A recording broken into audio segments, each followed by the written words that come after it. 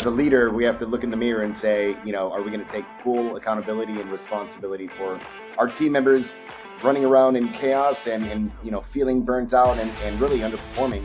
Okay, for 9 months, I struggled and I banged my head against the wall and I tried so hard to fit the triangle in the circle or the triangle in the square, and it wasn't working. Salespeople aren't salespeople aren't salespeople aren't salespeople just because they're in sales or they say they're in sales. Make sure you're hiring. If you need a point guard for your sales role, and you make sure you're hiring point guards, or at the very least, like a shooting guard, something kind of close.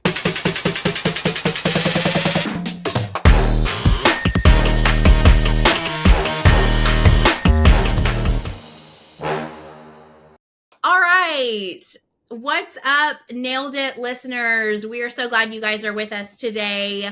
I am super pumped about this episode. I am joined today by Brian Alexander. Today, we are specifically talking about how to recruit and hire and onboard and retain the best possible employees for your company. So if you are a roofing company owner and you are listening to us today and you are ever struggling with retaining excellent employees, maybe you've got turnover with your sales team, maybe you're looking to hire someone on your leadership team and you're not really sure how to go about that, or maybe you've experienced things like poor performance, or you brought someone on, you thought they were going to be great, but then they're kind of not doing what you expected them to do, then this is the episode for you. I'm super excited to be here. Most of you know this already, but just in case you're a new listener, I am Elizabeth Lytle. I am our head of community here at Contractor Dynamics. I've been here for the last 5 years, and I oversee our sales team. I oversee our community, our internal community, our external community, such as partnerships. And one of our excellent partnerships is our buddy here today, Brian Alexander. So,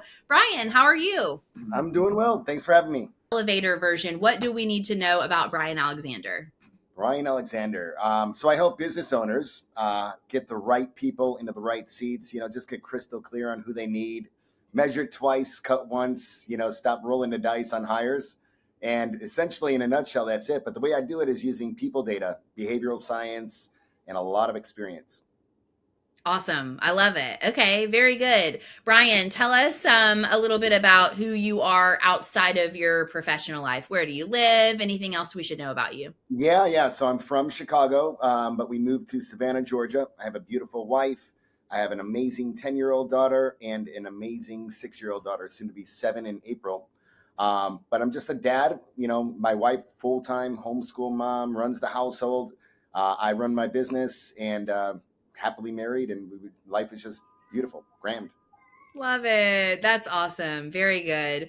Well, you all, I've known Brian for a few years now. Brian is a partner of Contractor Dynamics. Brian has actually serves us, Contractor Dynamics, with the predictive index assessment tool that we utilize for our recruiting and hiring process that we highly recommend to all of our clients. He also assists many of our clients with that as well, and has been a really excellent consultant, a great trusted advisor, and he's a part of our Arena Mastermind. And we're super, super excited to have him on here today. And one thing that I want to get into before we start diving into some questions is this issue that we hear all the time in the roofing industry specifically, which is most often sales team turnover. So if you're experiencing that, if you find that you are constantly having to recruit and hire more sales team members, then you're definitely in the right place. Another thing that I want to mention that we will get into today is I often meet with business owners who say, I'm wearing too many hats and I have no idea what I should do next. Or we have many team members who maybe they don't have a job description exactly. They do kind of whatever pops up that they have to do. And a lot of people are feeling burnt out. They're feeling frustrated. They don't know what's next in their work. So these are some of the things that we're going to talk about a little bit today. Right, Brian? Yeah. And it's your fault in the nicest way possible. As a leader, we have to look in the mirror and say, are we going to take full accountability and responsibility for our team members running around in chaos and feeling burnt out and really underperforming. So that's what we talk about. That's right. Everything rises and falls on leadership. So as the people who are bringing people on, setting expectations properly, getting the right people in the right seats, doing the right kind of training. Yeah, we have to take responsibility for that. Absolutely. Yeah. Okay. Well, Brian, let's dig in. Where do you see most people go wrong when it comes to recruiting and hiring? Really, the number one problem is they don't take the time to slow down to get crystal clear on what they actually need for a position. So oftentimes, they'll just hire somebody. They just need a hot body in the seat, and they'll figure it out. Usually, we're really good at hiring good culture fits. People interview well. When we interview them, we tend to know if we're going to fit in well with them and like them, if they're going to fit the culture. Like, we're really good at that as business owners, but that doesn't mean that they're actually right for the position. So they might be right for the company, but they might be the absolute wrong choice for a position. And we make the argument that you don't know until you have objective data. It has to be good data and sound data, but you don't know that until you have data. Most of us have experienced somebody that sits down, amazing interview. We're like, this person's going to be an absolute rock star. They said all the right things, and they might even do a decent job for the first, 30 days, 60 days. And then right around like that 90, 91-day marker, all of a sudden somebody else shows up to work, and you're wondering, who is this? Like, that's not the person I interviewed. And you're just kind of banging your head against the wall wondering what happened. Oftentimes it's because that person is stretching outside of their natural hardwiring just to execute the role. And most people aren't self-aware enough to know that the underlying things that are happening they're just a bad match for the role. So they just kind of snap back to their natural, whoever they are, their authentic self, and then performance problems kind of rear their head, right? Yeah, that's huge. Okay, let's talk practically. I'm an owner right now. I need to hire a sales manager or somebody on my team who's going to manage some other people. And I haven't really done this before. What would you tell me is action item number one before I jump to, hey, anybody know somebody who's been in sales before who can lead my sales team on social media? What's action item number one? Action item number one is do not put your top performing individual contributor automatically into a sales manager role as a next logical step. They might be a great fit, but they might be the wrong fit as well. So in sales, like I love sales. I have an affinity for sales. I've built massive sales teams. I've been on massive sales teams, and even in the sales role, like if you think of sales in general, you can kind of look at sales is like the starting lineup of a basketball team or basketball players, right? So you have a point guard, shooting guard, small forward, power forward, and center. And they all have unique attributes that allow them to play their position well. But if you pull them off the court, you put the point guard at center, shooting guard at power forward, put them back into the court, they're going to still play basketball. So arguably they're still going to be selling, if we're going to use that kind of bridge, but they're going to be ineffective in their role. They're not going to perform well. The fans are going to be upset. Coach is going to be upset, and they're going to go to work every day getting beat up. So to answer your question on, I guess, tactically, not metaphorically, get crystal clear on what is the difference between a top individual contributor salesperson and sales individual contributor, but also then get crystal clear on what a sales manager / leader needs to look like. And oftentimes they are very different people. Yeah. Yeah, that's huge. Yeah, the reality is that we all love to promote from within, right? If we've got somebody who's absolutely crushing it in a role, we want them to have a path forward, and that's a good thing.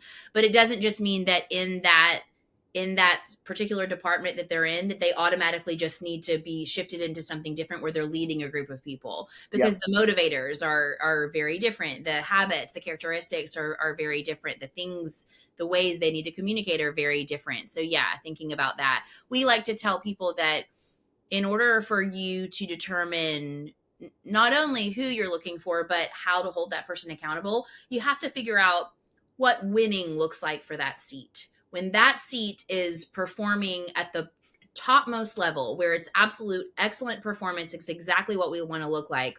What does that picture look like? And once we have that in mind, then we can kind of go backwards and start to figure out then, okay, we know what winning looks like. What characteristics do we need to be able to perform those kind of things? Now, how do we find people who have these specific characteristics, these specific behaviors, these motivators, that kind of thing? Would you agree with Yeah. that? I would 100%. You guys really are far ahead of most groups that I'm in. So I'm in the arena, the first, kicking off the year from January all the way through basically yesterday. on their weekly focus calls. It's all about right people, right seats, building dream teams. I was like in my glory for the first 2 months of Arena this year because I was like, you guys did a really good job with that series. So want to give you guys kudos. All managers can be leaders, but all leaders can't necessarily be managers. So think Mm. about that when you're kind of thinking about who's going to be a good sales manager, manager of projects. We lead people, we manage projects. Some people are terrible at managing projects, and we can actually predict that through people data. That's excellent. That's a great point. All right, Brian, I am sitting in the owner's seat and I'm in growth mode.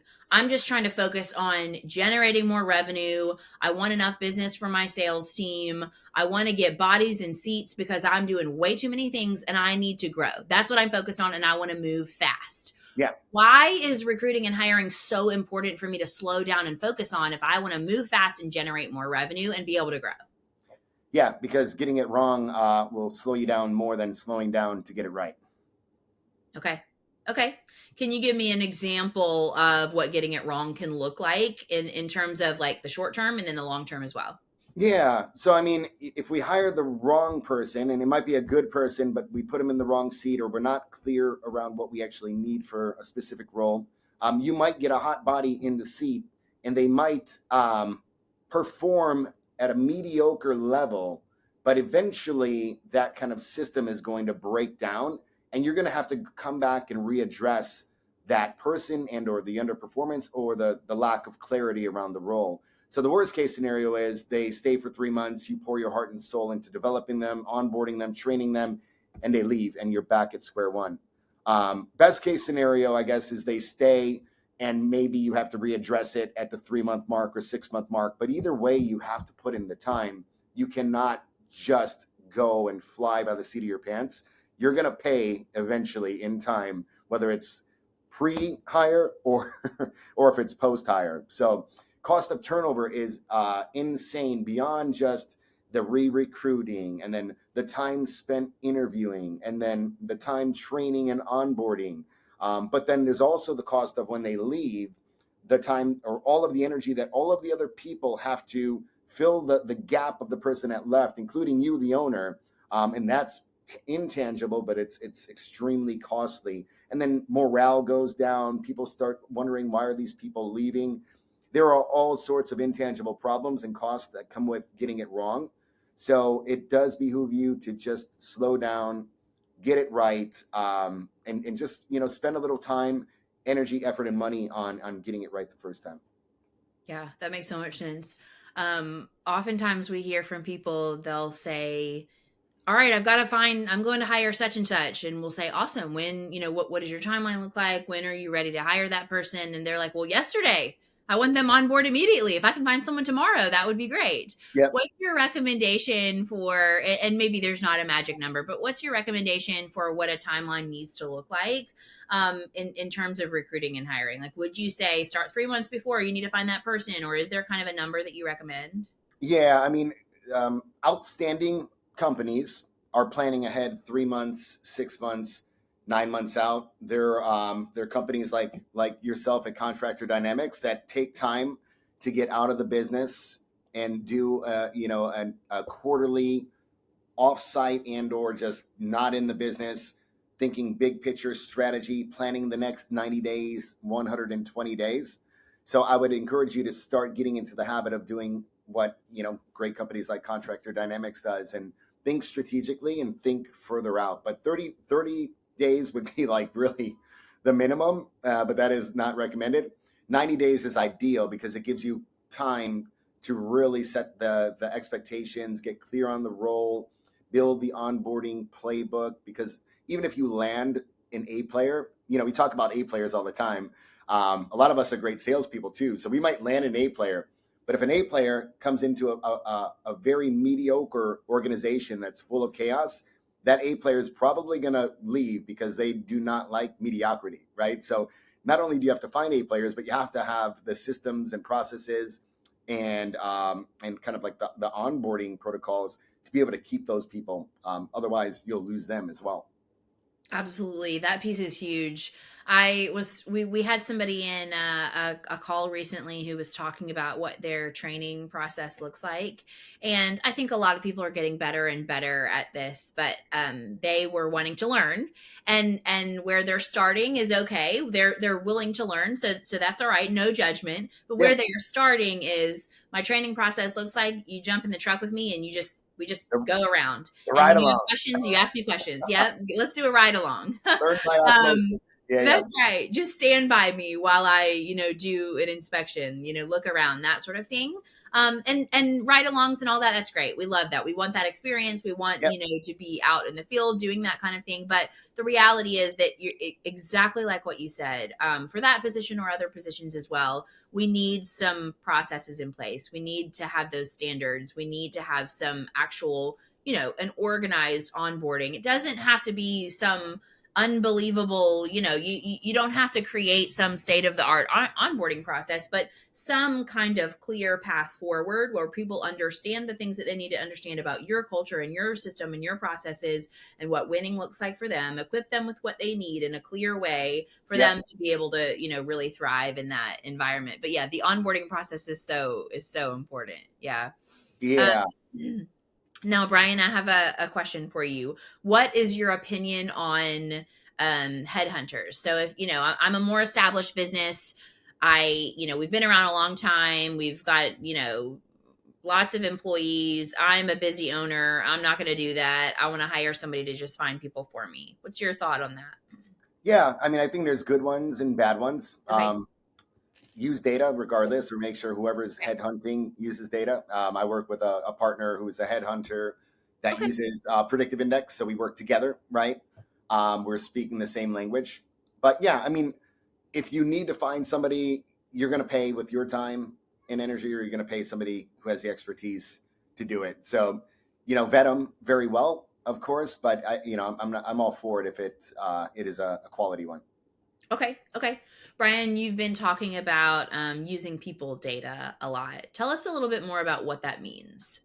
Yeah, so we use a scientifically validated behavioral assessment. So, fun fact: 800 assessments, Google assessments. It's endless, right? Working Genius, DISC, Enneagram, Myers Briggs. There's an infinite number of them, but only a small handful are scientifically validated for pre-hire and selection. There's like 350 validity studies predicting long-term success. So it's not personality. We're measuring not can somebody do something, because we can all do anything, but will we do it, and will they do it well over a long, sustained period of time, so I don't have to come and play the whack-a-mole of people problems. Okay. Okay. All right. So we're talking about data that is, it's not just like what kind of person am I and what do I like, that kind of thing, not just personality. We're talking about this is going to be specific to a workplace environment, specific to working and leading and managing and that kind of thing. So obviously this kind of data is going to be really important. Tell us a little bit about tools that you recommend and kind of what that looks like. Yeah, so I use the predictive index. I also use the Colby index. Those are two of the scientifically validated ones. They measure completely different things, both very good. But so the gold out of all of that is defining the behavioral demands of every single role. So I worked with a company in manufacturing, GT Tools. We created 20 jobs they're a manufacturer of tools, right? So we went through every single role, all 20 roles of every single job, and we take 3 to 5 stakeholders that give their input for each role. We look at the data, we look at the differences, we talk through them with all of the leaders, and then we reconcile the differences and lock in a job target for every role. So now we have a benchmark that we can hire against. So then all candidates get benchmarked against how good of a behavioral fit they are. So we're measuring motivating drives. And because we know the motivating drives, we can predict both needs and behaviors. So we like to say, performance problems are predictable. And if you can predict them, you can prevent them. And it all comes down to who the person is versus the role that they're executing. Very good. I love it. What's the difference between Colby index and predictive index? So predictive index measures the affective part of the mind in motivating drives. They also measure cognitive, so general cognitive ability, how quickly people learn new things or how quickly they will ramp up. If you don't have 9 months for somebody to ramp up and you just need somebody to learn quickly, then that might come into play a little bit more. Colby is something very different. It measures how we solve problems while striving to be ourselves. And that's the cognitive part of the mind. It's like the third part of the mind, been around forever. Actually, there's a 30-year ongoing study where the participants in that study have a 95% rate of it's the same test over and over again over the course of 30 years. So 95% repeatability. So it's very accurate, just like predictive index, but it's measuring something completely different. Um, Predictive index is a little more of a talent optimization suite, a little more functional, easier to use. I know you all are using it on the back end. That is the anti-consultant model. You get predictive index. I train you how to use it. I have access to it, but the goal is to kind of teach you how to be self-sufficient in it and then call me when you need me. Colby's good, but it's kind of the normal consultant model where you're calling and you're paying per assessment, you're paying per job target. So a little different, takes on both of them. Both of them good though. Those two data points are solid. I think PI covers probably about 90% of the problems. And then I use Colby as like a surgical tool when I can't, like when PI is like those 5% where you're like, this just isn't making sense. Got it. Amazing. Okay. Yeah, we use predictive index at Contractor Dynamics, as you know, many of our clients do as well. And we found that since the transition to using that people data that you're talking about, we not only are more confident in and are showing the results of getting the right people in the right seats, not just for our culture, but also for that individual position, for those individual needs that we have from those people. Um, that, but also we're finding that we're communicating with each other better. We're finding that will an issue will arise and we'll go, yep, the assessment told us that this Yeah, issue yeah. would arise. And then we know, okay, but we know this about this person now, and we understand that all we have to do is shift. This person needs a few additional checklists in order to be able to understand this kind of concept or to be able to do this well. Or, you know what? This particular function actually doesn't really fit here, but this it fits here. So it's given us the ability to not only get the right people in the right seats, but also just really understand our people better. And it gives us the ability to have those accountability conversations in a way where it's not, hey, get your shit together, get your job done. It's, Yep. hey, I understand that the way I communicated this isn't actually the way that you receive this information. I'm going to take ownership of that. And here's how we're going to do this in the future. And here's how I'm going to, help with this situation in order to expect this from you, that kind of thing. So it's really interesting the way that it's helped us communicate better. Would you say that there are uses for that people data in terms of simply retaining people year over year inside your business? Yeah, 100%. So the higher piece is one aspect. And when I say talent optimization, like discipline, PI has 5 different disciplines. Inspire is all about giving the leaders the tools and the information they need to better lead each individual on their team. So it's like an instruction manual, literally, for every single team member, how to best lead that person, how to get the most out of them, and how to keep them kind of, succeeding and thriving, but also from like we always want to keep A players underneath our umbrella, and sometimes they want to progress. So looking at the entire roster of talent that you have, number one, and then looking at all the roles that you have and making sure that we're not taking a great team member and putting them into a position they're not wired for, and then watching them fail and then leave the company as a result. And there's a lot of damage that could happen to relationships. They could, God forbid, pull 5 other people with them. I mean, there's a lot that can go wrong. So yes, giving the people leaders the tools they need to better lead their people and make sure they don't make mistakes in where they put them and promote is amazing. So you nailed it. That's huge. Yeah. Yeah. At Contractor Dynamics, a part of our recruiting process is we do an initial, we have everybody fill out the PI assessment, because we do spend a lot of time. We not only we write up a job description, we write up what winning looks like for this particular position, we write up the metrics that we're going to utilize to kind of assess week over week what this person, that kind of the measurables that they need to report, and what we're looking for out of this position in this department, how it contributes to our vision. We write down, what kind of the dream candidate sort of looks like, and kind of what they bring to the table, and then we create our behavioral and our cognitive targets in predictive index, and then we have people fill out the assessment, and then we do a core value interview.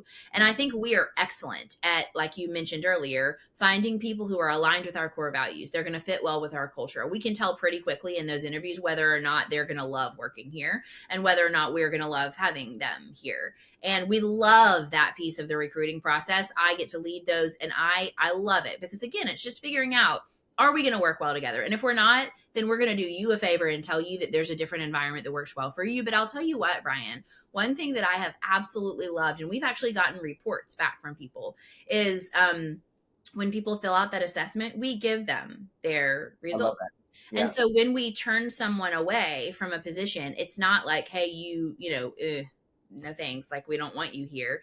It's a, hey, I don't think this is going to be a great fit long term, and we want you to find something that's going to be a great fit for you.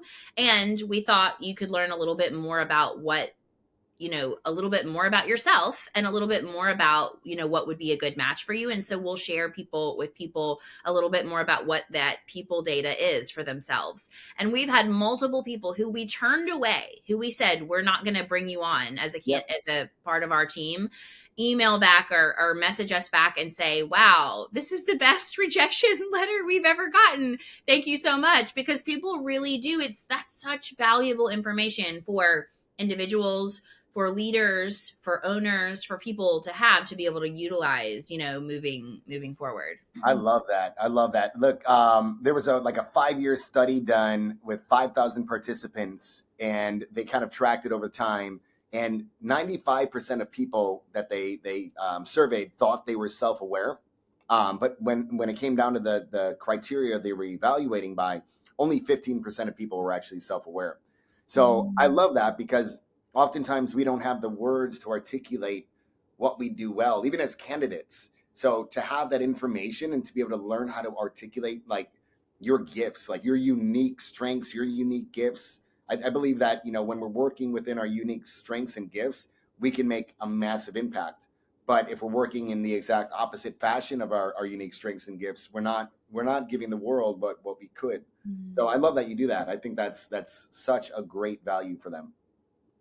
We appreciate all the training that you've given us on the tool. It's been so eye-opening for us, and it's had such an impact on us at Contractor Dynamics, and on our clients as well. When we show up our best, when we're in the right seats, we're able to serve our people the best. We retain people, we're growing, at a more sustainable rate.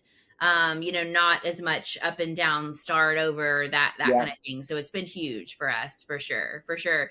Well, Brian, let's do this. Can you give me an example of, we're talking about this people data, but let's say I'm a person who, I don't take all these tests. I haven't done an assessment before. I don't even know what we're talking about here. Can you give me an example of, and I'm not finding the word I'm looking for right now, but a type, a Like a reference profile or yes, thank you. A reference profile. Yes. So tell me like a little bit about, when you take the predictive index, what does it tell you about yourself? And can you kind of describe the sort of data that we gather there? Yeah, yeah. So there's four drives we're measuring. We call them vitamins A, B, C, and D. That means nothing to you, but it's really how we value and generate ideas, how we best communicate, the type of work environment that unleashes your full potential, and how many data points do we need to make a decision. We measure those four drives, but really it tells you, are we more autonomous, independent, and assertive, or a little bit more collaborative and seek harmony, working through others rather than kind of wanting to drive ourselves, right? The other one is like the B drive. We look at, Simon Sinek looks at the B drive, which is how we best communicate, or introversion and extroversion.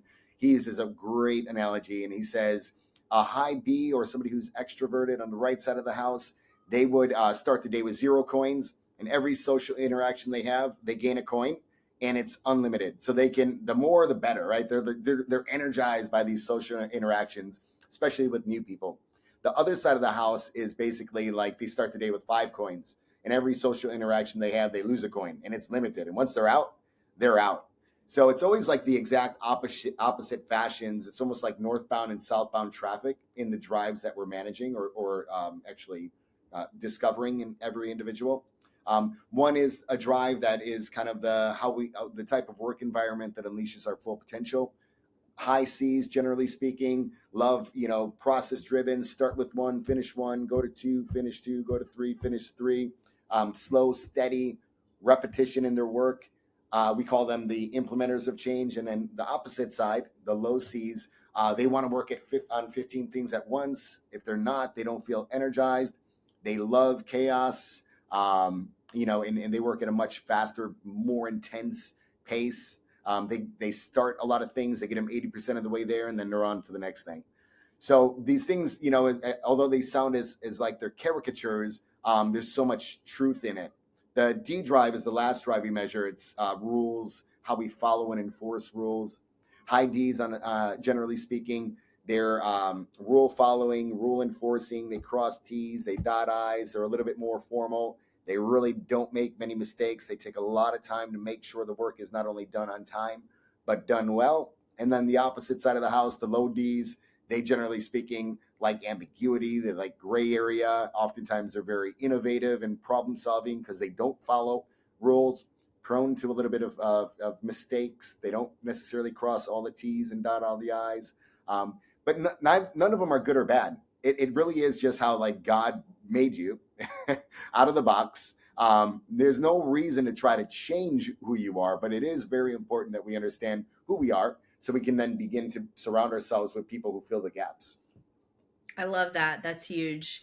And our listeners know by now because we talk about it all the time, but we run on EOS, Entrepreneurial Operating System, at Contractor Dynamics. And that the one of the big concepts of the EOS life, of the EOS lifestyle, is not only getting the right people in the right seats in your organization, but as a person, understanding more of who you are and surrounding yourself with people who are are growth minded, who have those values, but Yep. they're different from you in that they have different skill sets and different strengths, because it's 100% okay whatever your strengths are and whatever your weaknesses are. Of course, we always want to be working on these things, right? One of our core values at Contractor Dynamics, continual learning and improvement. However, the reality is that some people are wired a certain way and some people are wired a different way, and they go well together. They Yeah. work well together because we need both of them, right, to be able to do these things like life and business and Yeah. that kind of thing. So I love what you said, that it's not that any of them are good or bad.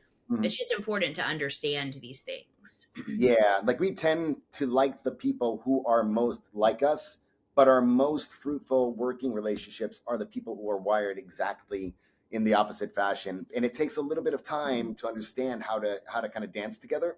Um, and there's always going to be a little bit of friction because they see the world, through a different lens, like literally a different lens. Northbound and southbound traffic, you're going one way, they're going the other way. But if you can figure that out, then EOS, Gino Wickman, rocket fuel, right? Visionary integrator. That's the classic example of it. You need both. You can't have two visionaries, and you probably shouldn't have two integrators at the helm. You need both kind of natural hardwirings.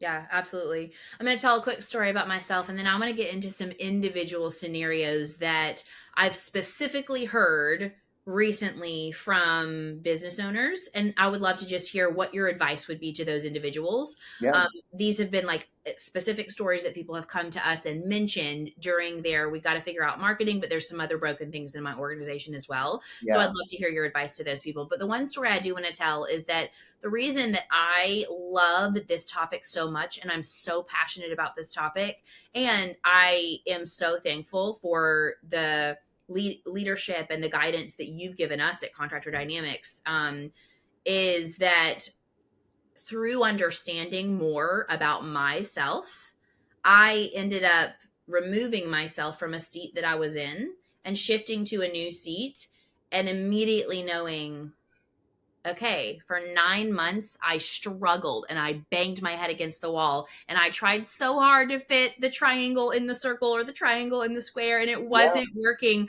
And I mean, it was, we were kind of making it work, but the reality was that the right person was not in the right seat. And through the people data, I was able to realize, okay, I thought something was broken in me. It was Yeah. an identity thing. I was sitting there and I was so proud of myself because I went from this to this to this to this. And there I was. And I was, I was there and excited to do all the things and lead all the people and all of that. And then I was sitting there going, what is happening? Why is this not what I expected it to be? And why are we not having the progress that we're looking for? And I realized that was why. It was simply not the wrong person, but not the right seat. And so through understanding that people data better, I realized what I was looking for. And I'm very thankful that here at Contractor Dynamics, we had the ability to be able to shift so that now I'm in a position where I love what I'm doing and it's natural to me, and it's Yeah. still challenging, but I'm in a place where I'm realizing I'm not just against a wall every single day trying to figure out what is going on. And now that we have the right person in the right seat, it's absolute clarity. Wow, this is where we're supposed to be. It was such a light bulb moment. And had we not had the people data, I think we would have continued.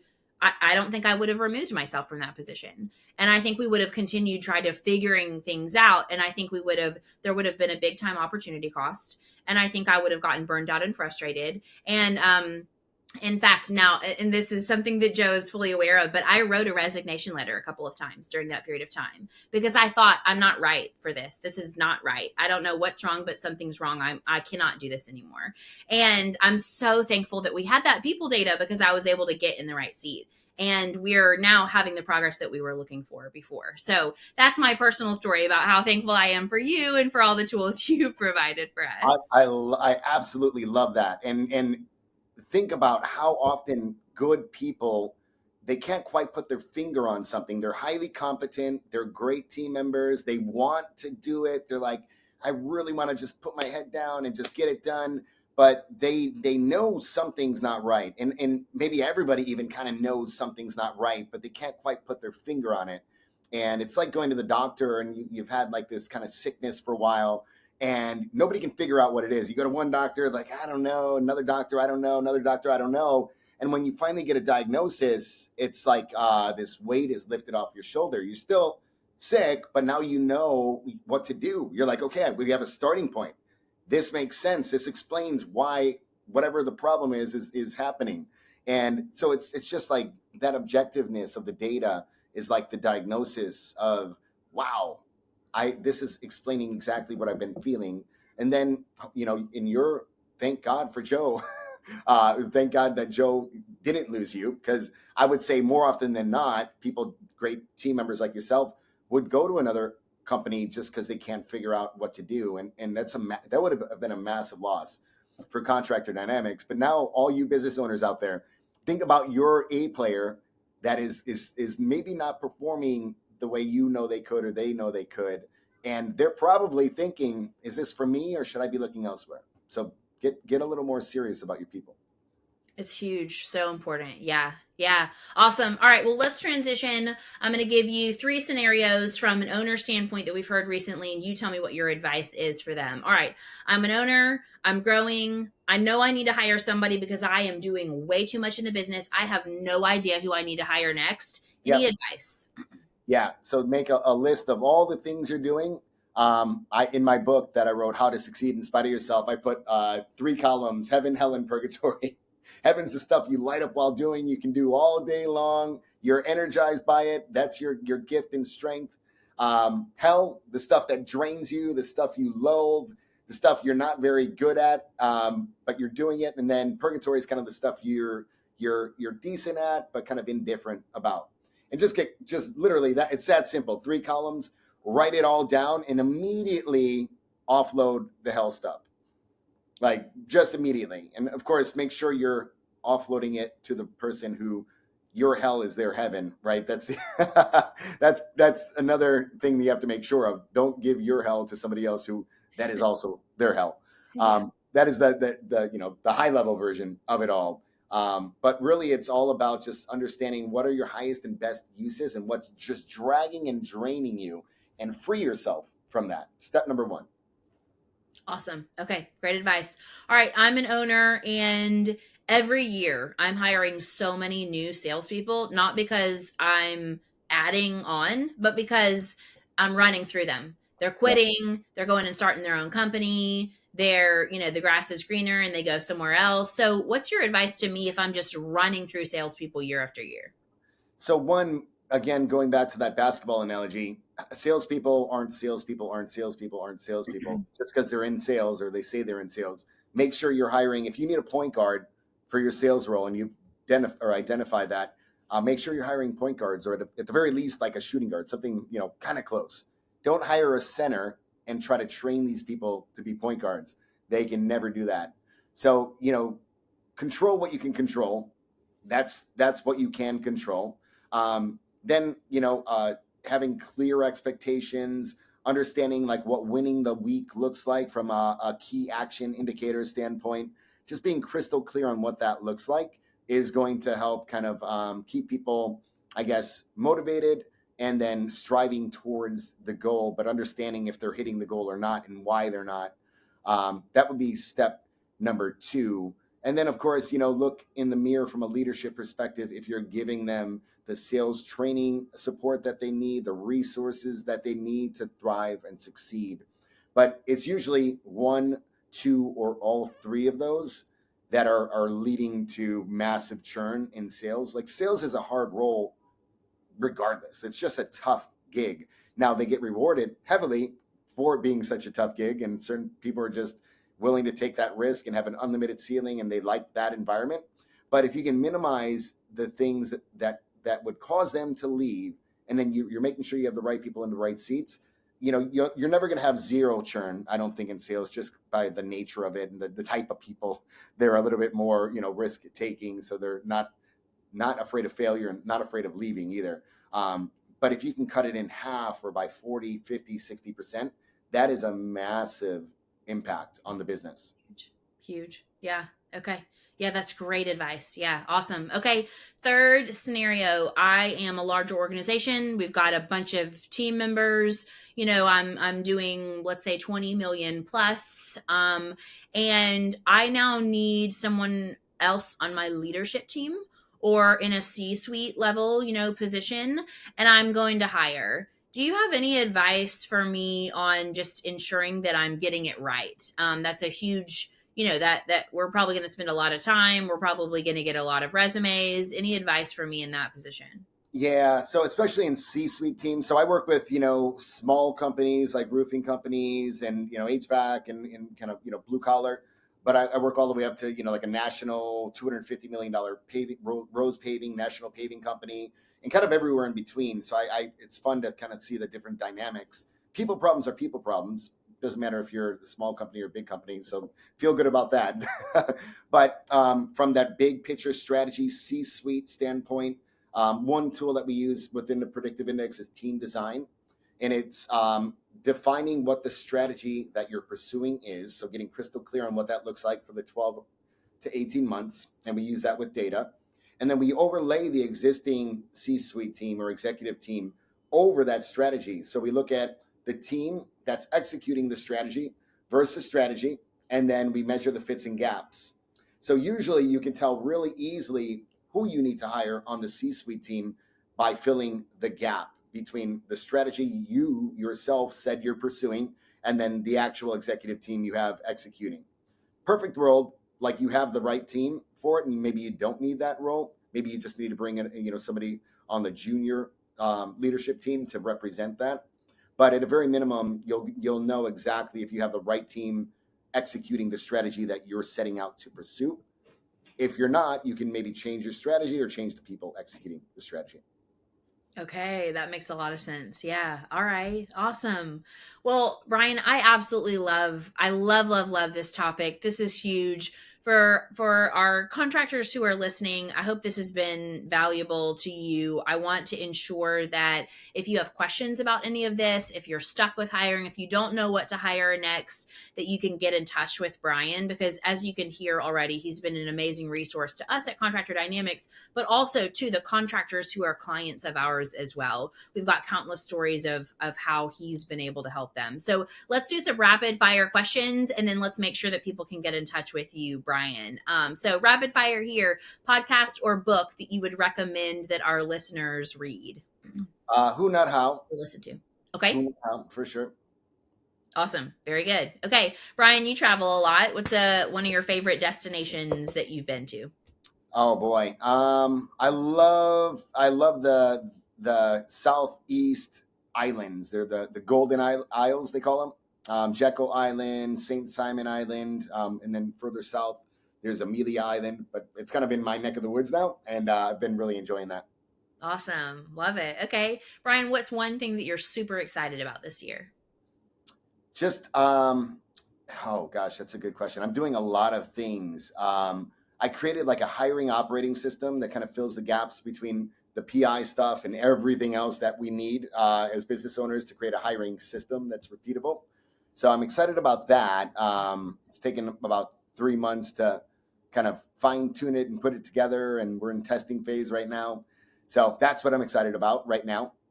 That's amazing. Very good. Okay. All right, Brian, where can our listeners get your book?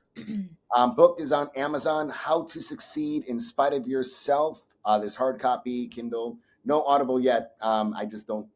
I don't know if I'm going to actually verbally record it. So I'm trying to find out if AI can copy my voice and create the Audible. But on Amazon, it's not a dense, like technical manual. It's a fun read. It's a story format, fable, kind of like the Go Giver, like that type of story format.